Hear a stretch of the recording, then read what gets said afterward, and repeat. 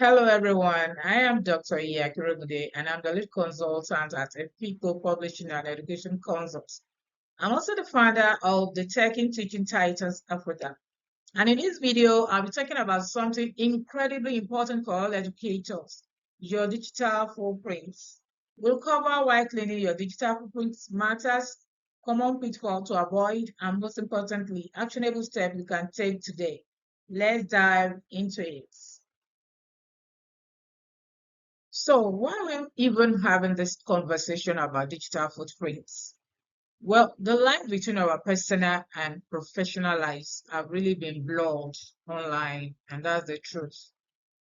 What you post or what you share or what you are even tagged in can easily be seen by students, can be seen by parents, and even future employers. And so this can directly impact your reputation, your ability to get hired, and of course, your safeguarding responsibilities. And apart from all this, we as educators also have a huge responsibility to model good digital citizenship, for our students. And so, what is this thing about digital footprints? Let's try and get a clearer picture of what it actually means. So let us define what we mean by digital footprints, and it is simply the unique trail of data that you leave behind as you use the internet. We can break it down into two main types. Your active digital footprints, which is the one you intentionally share, like your social media posts or comments.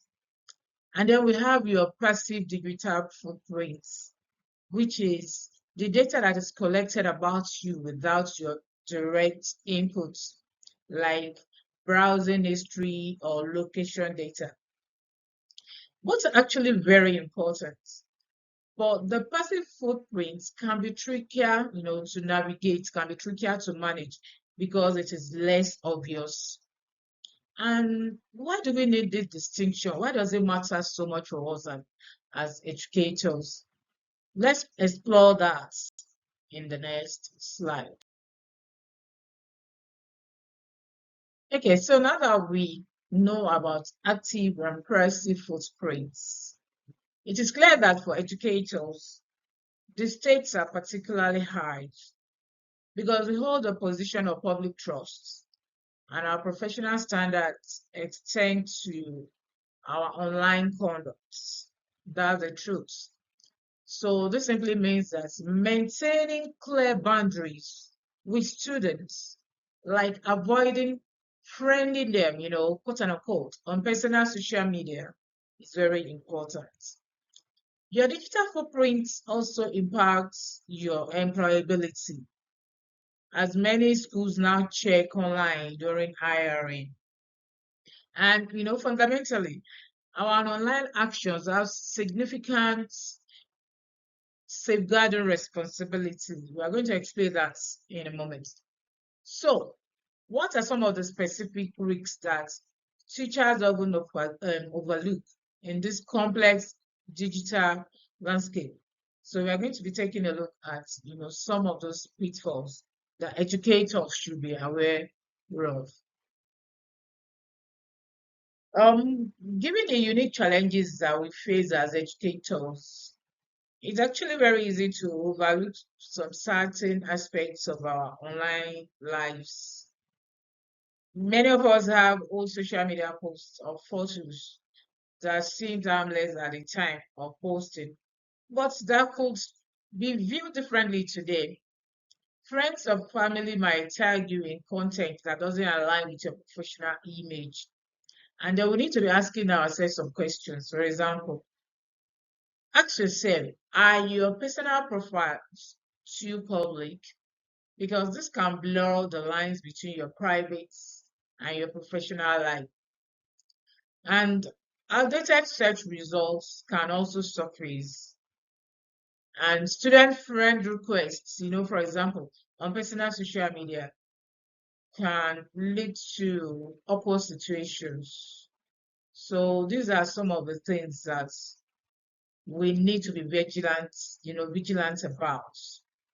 So in the next few minutes, we are going to move on to practical steps that you can take to address these risks.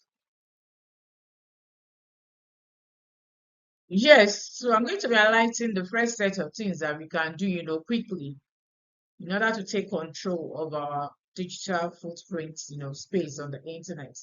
And so the first step is to conduct a digital self-audit. Yes, let's audit ourselves. Open an incognito or private browser window on Google search and then Google your name.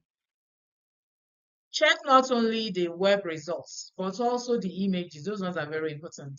The news tabs. This is what others will find. Then after that, go through each of your social media accounts, your Facebook account, Instagram, LinkedIn, and X, anyone that you have, and meticulously review your privacy settings. Make sure only the information you want public is public. Utilize features like Facebook's limit past posts to change the audience of old content. And then if you have old accounts on some platforms that you no longer use, please delete them or deactivate them. And then finally, you should actively review your photos and the posts that you have been tagged in. If anything is unprofessional, untag yourself or request it, to be removed. These audits help us to identify and address those hidden hazards that we just discussed. So now let's move to some more things that we can do, beyond this cleanup to actively shape our online story to exactly the way we want it to look like. So apart from just cleaning up, our footprints on the net, we also have to build a positive online narrative for ourselves. So if you don't have a LinkedIn account, it's a good idea to create one, you know. Keep it updated and professional because this helps to ensure that positive career-focused information appears high in search results. And this will effectively bury less relevant contents. And then another crucial thing, should be mindful of what you share, please. Before posting anything, ask yourself, would I be comfortable with my students or my parents or school administration seeing this? If the answer is no, please don't post it. A great proactive step is to set up Google alerts for your name. So you can do that. So once anybody mentions you online, you get notified, whenever your name appears in new online content.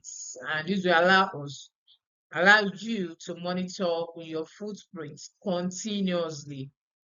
And this steps also help us move from reactive, because by just cleaning up, we're being reactive. So you have to be proactive.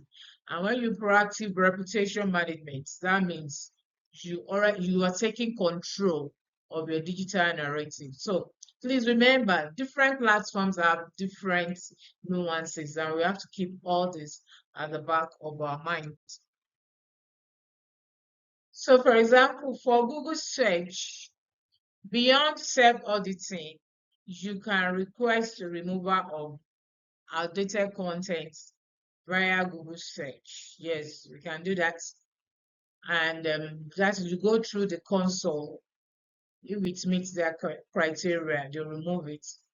And on Facebook, you can make use of the use of limit past posts, too. And then you can regularly review your profile and tagging settings to control who sees what.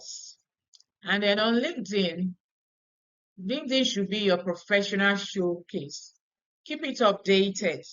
Use it for networking and ensure that the first result people see when searching for you professionally are those that are truly professional. For platforms like Instagram or Twitter, X, you can consider keeping personal accounts private and always be mindful of the contents you post. You should remember your role as an educator, because these tailored strategies would help you to manage your presence effectively across the digital landscape. So, the next thing we are going to do now is how to keep doing this over time, to keep maintaining our digital space, to keep it clean over time. Yes, managing your digital footprint isn't a one-time task. It is an ongoing process. So make it a habit to conduct regular digital audits, perhaps quarterly, and then just as you check your car's oil, and such things, you should stay informed about new privacy settings and digital safety best practices. Always adhere strictly to your school or your district social media and digital communication policies. That is very important too. And wherever possible, maintain a clear separation between your personal and professional online accounts. This might mean having a professional social media presence for work-related networking and a separate private one for close friends and family. And of course, consistency is key here. These ongoing practices ensure your digital presence, and it helps to make them remain strong and professional, continuously. And that is the way to go, actually.